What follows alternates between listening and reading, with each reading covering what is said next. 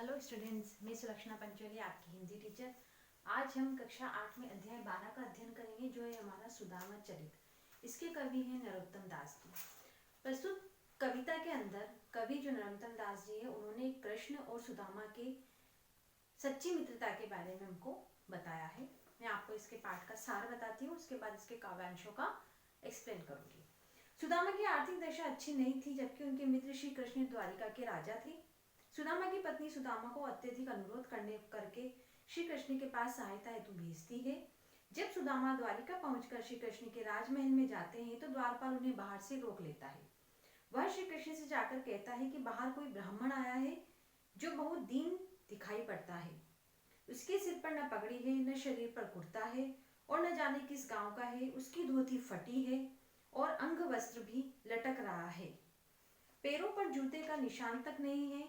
यहाँ की सुंदरता देखकर चकित है। वह अपना नाम सुदामा बताता है और आपसे मिलना चाहता है। कृष्ण भाव विह्वल होकर उससे मिलते हैं। उसकी फटी एड़ियां और कांटे चुभे पांव देखकर द्रवित होते हैं। अपने आंसुओं के जल से सुदामा के पांव को धोते हैं। सुदामा द्वारा चावलों की पोटली बगल में दबाने के कारण श्री कृष्ण सुदामा से कहते हैं कि भाभी की भेजी सौगात हमें क्यों नहीं देते हो। भाभी के द्वारा जो उपहार दिया गया है, वो तुम मुझे क्यों नहीं देते हो। क्या बचपन की चोरी की आदत तुम्हारी गई नहीं? बचपन में भी तुमने गुरु माता के दिए चने अकेले खा लिए थे। चोरी की आदत में तो तुम बहुत कुशल हो। कृष्ण ने सुदामा का स्वागत व विदाई दोनों ही आदर सहित किया।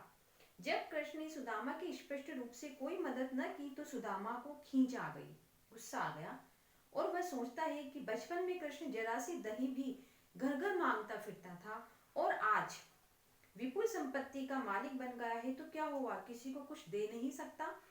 जब सुदामा अपने गांव पहुंचा तो हैरान था। वहां सब कुछ बदला हुआ था। उसे भ्रम हुआ कि कहीं वह फिर से द्वारिका तो नहीं पहुंच गया। उसकी कुटिया के स्थान पर बड़ा महल बन चुका था। उसे अपना घर भी लोगों से पूछना पड़ा कि सुदामा पांडे का घर कौन सा है। जहां कभी पैरों में पहनने को जूतियां नहीं थी, वहां अब घर के बाहर हाथी लेकर महावत खड़े थे। जहां कठोर धरती पर रात कटती थी, वहीं नरम गद्दे पर नींद आती, और वहीं मोटा अनाज खाने को कहीं कभी उनको मोटा अनाज खाने को नहीं मिलता, अर्थात कभी उनको भोजन नहीं मिलता था। लेकिन आज उनके पास प्रभु की कृपा से, कृष्ण की कृपा से अपार भोजन मिल गया है। प्रभु के प्रताप से अंगूर भी अच्छे नहीं लगते हैं। वास्तव में कृष्ण ने सुदामा की मनोदशा जानकर उसे सब कुछ दे दिया, लेकिन अपने मुख से कहकर या स्पष्ट रूप से देकर अपनी और सुदामा की मित्रता को छोटा न होने दिया। मैं आपके इसके सामने इसके काव्यांशों का अध्ययन करती हूँ। शीस पगा न जगह तन में, प्रभु जाने को आही बसे कहीं गामा। धोती फटी सी लटी लगुटी, अरुपाय उपानहु को नहीं सामा। द्वार खड़ोदित दुर्बल एक रह्यो चकिसो, वसुधा भीमरामा। पूछत दीन दयाल को धाम, बाबत अपना नाम सुदामा। प्रस्तुत काव्यांश के अंदर कृष्ण से मिलने के लिए सुदामा जाते हैं। तो सुदामा जब द्वार वहां पर उनके महल में जाते हैं, महल के पास जो द्वारपाल होता है बाहर खड़ा हुआ, वह उसको वहां अंदर जाने से रोक लेता है सुदामा को, और वह अंदर कृष्ण के पास जाकर सुदामा की पूरी दीन दशा को दिखाता है कि कोई एक दीन दशा वाला आया है, जिसके धोती फटी हुई है, शरीर पर वस्त्र नहीं है, पैरों में जूते नहीं है, एड़ियां उसकी फटी हुई है। वह उसकी दीन दशा देखकर ऐसा प्रतीत हो रहा है जैसा वो यहाँ पहली बार आया है, और वह यहाँ की जो भव्यता है उसको देखकर अचंभित हो रहा है, और वह स्वयं का नाम सुदामा बता रहा है। दूसरा है हमारा, इसमें सुदामा के बारे में बताया है, सुदामा की स्थिति के बारे में बताया है। अब है, ऐसे बेहाल विवाविन को पग कंटक जाल लगे पुनि जोए। हाय महादुख पायो सखा तुम आए, इते दिन कितने दिन खोए।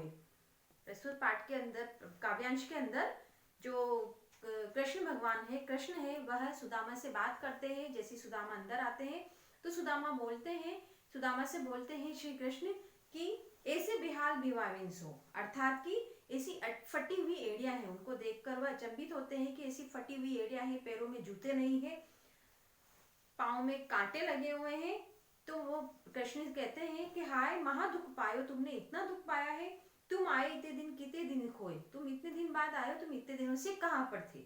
देखी सुदामा की दीन दशा, सुदामा की ऐसी दशा देखकर, दीन दशा देखकर करुणा करुणा करी के करुणा निधि रोए। जो करुणा सागर है श्री कृष्ण, वह उनके आंखों से अश्रु बहने लग गए, उन्हें दुख हुआ। पानी परात को हाथ छुओ नहीं, नैनन के जल सो पग धोए। उन्होंने जो परात आई थी, पानी उनके पैरों को धोने के लिए जो पानी लाया गया था, उसको हाथ तक नहीं लगाया, उसको छुआ नहीं और अपने अश्रु से उनके पैरों को, उनके चरणों को धोया, सुदामा के चरणों को। कछु भाभी हमको दियो सो कहूं तुम काहे न देत, चापी पोटरी काख में रहे कहो के ही हेतु। कृष्ण कहते हैं कि तुम, भाभी ने मेरे लिए कुछ उपहार दिया है, मेरे लिए कोई सौगात भेजी है, तुम मुझे क्यों नहीं दे रहे हो, उसको तुमने बगल में क्यों छुपा रखा है।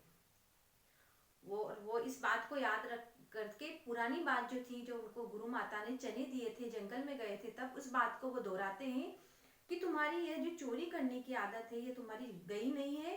जैसे कि हमको आगे चना गुरु माता दते तई, तुम चाबी नहीं हमें नहीं दी ने। गुरु माता ने जो हमें चने दिए थे वो तुमने खा लिए थे, हमें नहीं दिए थे। श्याम कहो मुस्काए सुदामा सो, चोरी की बाने में हो जो प्रवीणे। जब कृष्ण भगवान ने उनसे ये बात बोली कि तुमने मुझे चने नहीं दिए, तो सुदामा मुस्कुराने लग गए। चोरी की बात में जो प्रवीण है, वह बोलते हैं कि जो चोरी की बात उन्होंने कही थी, उससे बगल में जो उन्होंने चावल छुपा रखे थे, उस बात को लेकर वो उस बात को बोलते हैं कि अपनी बगल में जो पोटली तुम छुपा रहे हो, लाओ इसे दे दो। फिर उसने चावलों की प्रशंसा करते हुए कहा कि ये तो अमृत रूपी रस पूर्ण है, ये तो अमृत से परिपूर्ण है। पोटली कांख में छापी रहे, उन्होंने कहा कि तुमने कांख में, बगल में जो तुमने पोटली छुपा रखी है चावल की, वो मुझे दे दो। ये तो बिल्कुल रस से भी परिपूर्ण है, रस से भरी हुई है। पिछली बारी की तरह अब भी तुम मुझे यह भाभी की भेंट देना नहीं चाहते थे, जबकि वास्तविकता यह थी कि सुदामा श्री कृष्ण के राशि ठाट के कारण साधारण चावल उन्हें भेंट नहीं करना चाहते थे। उन्हें ये भेंट तुच्छ लग रही थी, परंतु श्री कृष्ण ने उन्हें हट करके छीन लिया और खाने लगे। वह जब कृष्ण उनसे जब ले रहे थे चावल की पोटली, तो उन्होंने इसलिए नहीं दिया उनको क्योंकि उनकी वहां की राशि शोहरत देखकर, राशि ठाट बाट देखकर वह बोले, उनके मन में ये सोचा आया, सुदामा के मन में, कि मैं जो मेरी पत्नी के द्वारा दिए हुए चावल की पोटली है, अगर मैं इनको दूंगा तो ये मुझे तुच्छ लगेगा, अच्छा नहीं लगेगा, क्योंकि इतने बड़े राजमहल में है, ये राजा है यहाँ के, ये इनके सामने मेरी तुच्छ चावल की पोटली के किस काम की। वह बोली कल वह उठी मिलनी, वह आदर की बात, वह पटवनी गोपाल की कछु न जानी जात। कहाँ भयो जो अब भयो हरि को राज समाज, हो आवत नाही हो तू वाही पठयो ठेली। घर घर पर कर ओढ़त फिरे तनक दही के काज, अब कहियो सुझाए के बहु धन धरे सकेली। श्री कृष्ण का अपने मित्र सुदामा से स्वयं उठकर मिलना, आदर सहित अपने पास रखना, वह प्रेम पूर्वक उनके गांव भेजना जैसी कृष्ण की लीलाओं का वर्णन हम कहीं नहीं देख सकते हैं। ये करना भी हमारे लिए बहुत मुश्किल की बात है। हम इस तरह की सोच भी नहीं सकते हैं कि कृष्ण ने इस प्रकार से सुदामा के ऊपर अपने प्रेम वर्षा करी है। सुदामा जब अपने घर जाते हैं तो रास्ते भर मन ही मन में सोचते हैं कि मेरा मित्र इतना बड़ा राजमहल इसके पास है, इतनी ठाट बाट है। जब कहीं में जब निकलने लगा तब इसने मुझसे पूछा भी नहीं कि तुम्हारी स्थिति किस प्रकार की है, इसने मुझे कुछ देना भी नहीं समझा। इसको कितना घमंड है। एक समय ऐसा था जब ये बालक था, छोटा था, तब थोड़े से दही के लिए घर घर में फिरता था, और आज इसके पास इतना ठाट बाट आ गया है तो ये बदल गया है। जब अपने घर जाते हैं तो रास्ते भर अपने मन में विचार करते हैं कि वे समाज के राजा बन भी गए तो क्या हुआ, मैं नहीं आया होता तो ठीक था, क्योंकि मुझे तो उन्होंने खाली हाथ ही लौटा दिया। फिर वे सोचते हैं कि कृष्ण बचपन में तो थोड़े से दही के लिए भी घर घर चोरी करते थे, अब विपुल धन के स्वामी होने पर मुझे समझा रहे हैं ये किसी को कुछ नहीं दे सकते हैं। अर्थात जब उन्होंने कुछ नहीं किया तो उनके मन में इस प्रकार के भाव आने लग गए सुदामा के अंदर। बेसवी राज समाज बने गज बाजी धने, मन संभ्रम छायो, केयो परायो कहूँ मारन भूली के फेरी के में अब द्वारिका आयो। भुवन विलोकी को मन लोचत, अब सोचत की सब गांव मझायो, पूछत पांडे फिर सब सो पर झोपड़ी को कहूँ खोज न पायो। अब जब सुदामा ये बात सोचते सोचते उनके गांव पर आए तो गांव की स्थिति देखकर वह अचंभित हो गए। जहाँ पर उनकी झोपड़ी थी वहां पर बहुत बड़ा महल हो गया। वह अचंभित हो गए कि कहीं मैं वापस पलटकर द्वारिका तो नहीं आ गया हूँ। वह ये बात सोचने लगे। सुदामा अपने गांव पहुंचते हैं तो द्वारिका जैसा ही राज समाज, हाथी घोड़े देखकर भ्रमित होते हैं कि कहीं रास्ता भूल के पुनः द्वारिका तो नहीं आ गए, क्योंकि वहां के जो स्थिति थी, जो उनका कुटिया थी, जो गांव की स्थिति थी, वो श्री कृष्ण ने बदल दी थी। वे चिंता में डूबे गांव भर में अपनी झोपड़ी ढूंढने लगे, किंतु अपने घर के लिए तरसे सुदामा को कहीं भी अपनी झोपड़ी नहीं मिली। वे लोगों से पूछने लगे कि सुदामा पांडे का घर था, वह कहाँ है, मैं उसे खोज नहीं पा रहा हूँ। वह स्वयं की जो कुटिया थी, स्वयं का जो घर था, वह उसे खोज ही नहीं पा रहे थे। के वह टूटी सी छानी हती, कह कंचन के अब धाम सुहावत, के पग में नहीं होत पनही न होती, कहे ते ले गजराजहु ठाट महावत। भूमि कठोर पे रात कटे, कह कोमल सेज पे नींद न आवत, के जुरतो नहीं कोदु सवा प्रभु के प्रताप के दाख न भावत। अब कहाँ पर इस तरह, कहाँ वो बिल्कुल ही नीचे जमीन पर सोते थे, उनको भोजन करने के लिए भोजन नहीं मिलता था, उनके पैरों में जूते नहीं थे, लेकिन अब सब कुछ श्री कृष्ण के द्वारा परिवर्तित हो गया, उन्होंने बदल दिया। किसी के द्वारा बताने पर सुदामा देखता है कि यहाँ तो टूटी झोपड़ी के स्थान पर सोने के सुंदर महल बने हुए हैं। यहाँ पहले गांव पांव में जूते नहीं होते थे, वहीं अब सवारी के लिए हाथी लेकर महावत खड़े हैं। जहाँ कठोर धरती पर रात करती थी, परंतु अब रेशमी सेज बिछी है, अर्थात रेशम के अच्छे गद्दे वाले बिस्तर बिछे हुए हैं। जहाँ पहले पेट भरने के लिए मोटा अनाज तक नहीं उपलब्ध नहीं था, मोटा अनाज अर्थात बाजरा, जौ, मक्का, ये उपलब्ध नहीं था। अब श्री कृष्ण की कृपा से अंगूर आदि फल भी मन को नहीं भाते हैं। अब उनकी कृपा इतनी हो गई है कि हम अब ये भी अच्छे नहीं लगते हैं। इस प्रकार सुदामा जी को कृषि कृष्ण के अनजाने में ही अपार सुख और वैभव उपहार में दे दिया, लेकिन अपने मुख से न कहकर मित्रता की लाज रख ली।